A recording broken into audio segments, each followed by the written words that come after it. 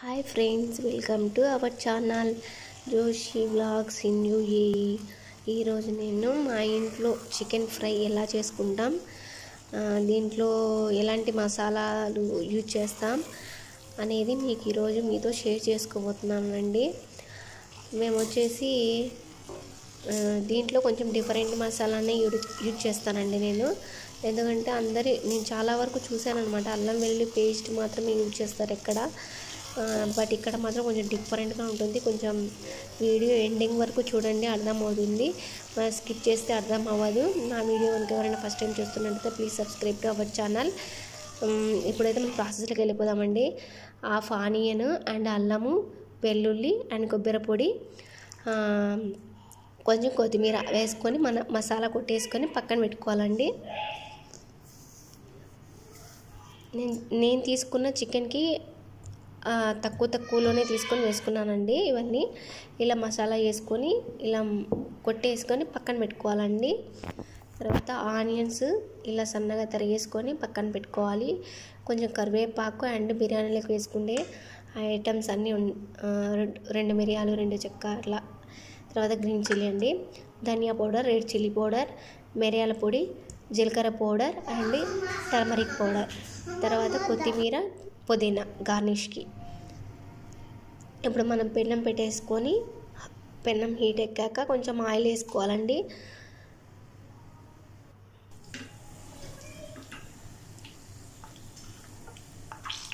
దాంట్లో ఇప్పుడు నేను చెక్క, లవంగాలు, 2 మిరియాలు వేసానండి. తర్వాత గ్రీన్ చిల్లీ వేసాను. తర్వాత కరివేపాకు, ఇప్పుడు ఆనియన్స్ వేసాను. ఇప్పుడు మనం ఆనియన్స్ ఇవి బ్రౌన్ కలర్ వచ్చే వరకు మనం వేయించుకోవాలన్నమాట. చాలా టేస్టీగా ఉంటుందండి ఫ్రై. పప్పు, అన్నం అండ్ చికెన్ ఫ్రై చాలా బాగుంటుంది. మీరు కూడా ఒకసారి ట్రై చేయండి. ట్రై చేసి ఎలా వచ్చింది అనేది కమెంట్ బాక్స్లో మెన్షన్ చేయండి. ఇలా బ్రౌనిష్ కలర్ వచ్చేంత వరకు ఇంకా కొంచెం రావాలండి. ఇప్పుడైతే కలర్ చేంజ్ అయ్యాయి, ఇలా బ్రౌన్ కలర్ రావాలండి. ఇలా బ్రౌన్ కలర్ వచ్చే వరకు మనం వేయించుకోవాలన్నమాట.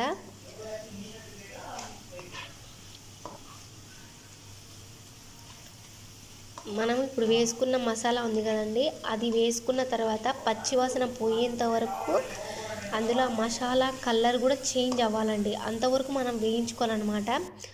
ఇప్పుడైతే ఆ మసాలా వేసేసుకుందాం.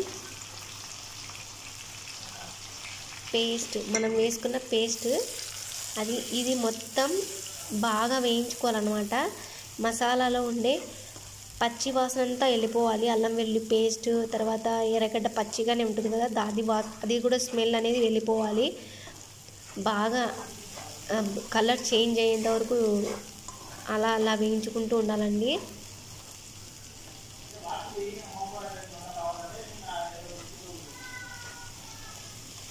ఇప్పుడు నేను దీంట్లోకి చికెన్ ఎంత తీసుకున్నానో చెప్తానండి. నేను 3/4 kg చికెన్ తీసుకున్నానండి. ఇలా కడిగేసి నీట్గా పెట్టుకున్నా.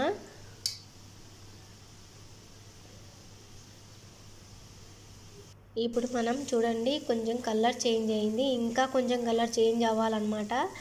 దగ్గర పడాలి మసాలా అంతా. చూడండి, ఇలా రావాలన్నమాట. కొంచెం థిక్గా, అంటే బ్రౌన్ కలర్ కొంచెం ఆ షేడ్ కనిపించాలి. ఆ వాసన అంతా వెళ్ళిపోతుంది అన్నమాట అట్లా చేసుకుంటే.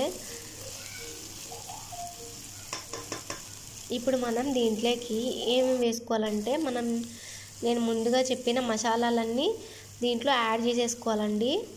ఎందుకంటే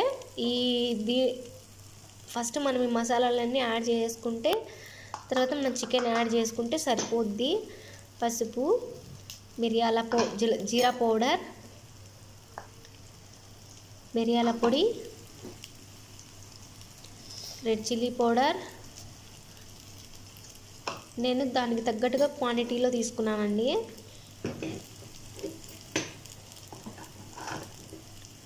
తర్వాత ధనియా పౌడర్.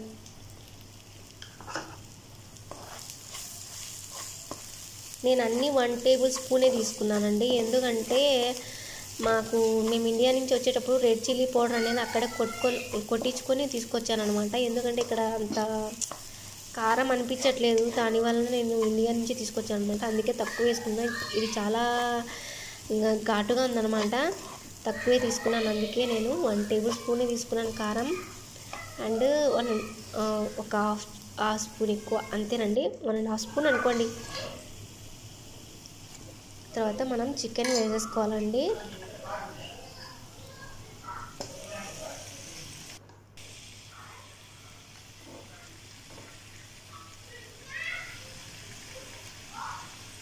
మొత్తం చికెన్ ఇలా వేసేసుకొని మొత్తం ఇప్పుడు మనం ఆ మసాలా అంతా ముక్కకు పట్టే విధంగా మిక్స్ చేసుకోవాలండి. ఇప్పుడు మనం దీంతో సాల్ట్ కూడా యాడ్ చేసేసుకొని పెట్టేసుకోవాలండి. చూడండి, దీంట్లో వాటర్ అనేది అంతా బయటకు వచ్చేస్తుంది.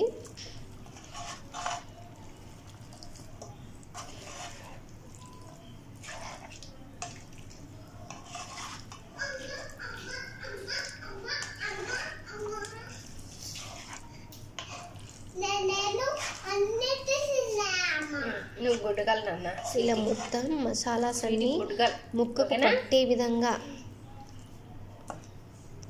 మనం మిక్స్ చేసేసుకోవాలి. ఇప్పుడు మళ్ళీ మనం ఒకసారి మూత పెట్టేసుకుందామండి.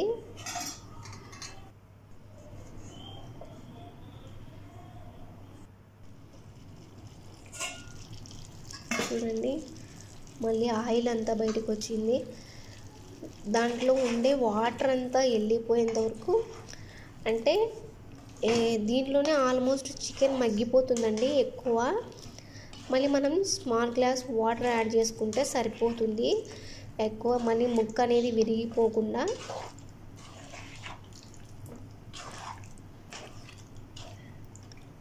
మళ్ళీ ఒకసారి మూత పెట్టేసుకుందాం.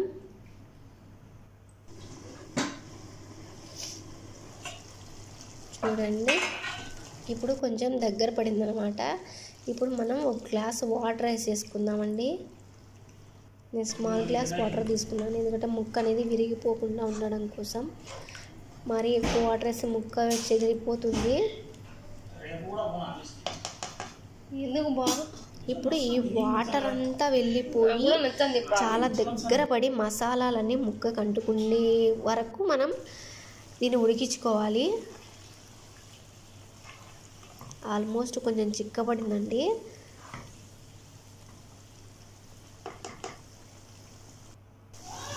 ఇప్పుడు మనం చికెన్ మసాలాని యాడ్ చేసేసుకుందాం. నేను 1.5 స్పూన్ చికెన్ మసాలా తీసుకున్నానండి.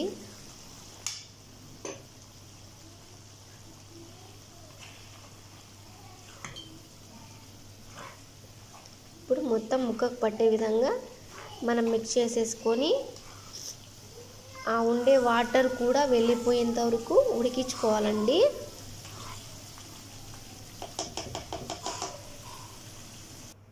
చూడండి, ఇప్పుడు చాలా వరకు దగ్గర పడింది. ఇంకా దగ్గర పడాలండి, ఆ ఉండే వాటర్ కూడా వెళ్ళిపోవాలన్నమాట. ఇది పప్పు అన్నం చికెన్ ఫ్రై చాలా టేస్టీగా ఉంటుందండి. ఇలా చేసుకొని పప్పు అన్నం చేసుకొని తింటే చాలా టేస్టీగా ఉంటుంది. మీరు కూడా ఒకసారి ట్రై చేయండి. నా వీడియో కనుక ఎవరైనా ఫస్ట్ టైం చూస్తున్నట్లయితే ప్లీజ్ సబ్స్క్రైబ్ చేసుకోండి అండ్ బెల్ ఐకాన్ ప్రెస్ చేయడం మాత్రం మర్చిపోకండి. ఎందుకంటే నేను పెట్టే ఫర్దర్ వీడియో మీకు నోటిఫికేషన్ ద్వారా అందాలంటే మీరు బెల్ ఐకాన్ ప్రెస్ చేయాలి. ఇప్పుడైతే చాలా దగ్గర పడిందండి. ఆల్మోస్ట్ మన చికెన్ ఫ్రై రెడీ అయినట్లేనండి. ఇంకొంచెం ఒక 5 మినిట్స్ పెడదాం. ఈ ఉండే వాటర్ కూడా వెళ్ళిపోతుంది అన్నమాట.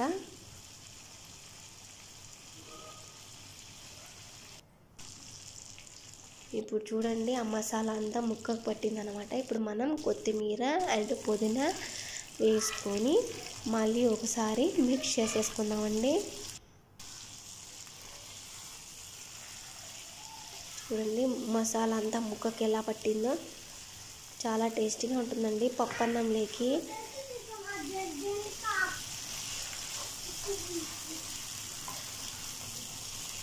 ఇప్పుడు మన చికెన్ ఫ్రై అనేది రెడీ అయిపోయిందండి.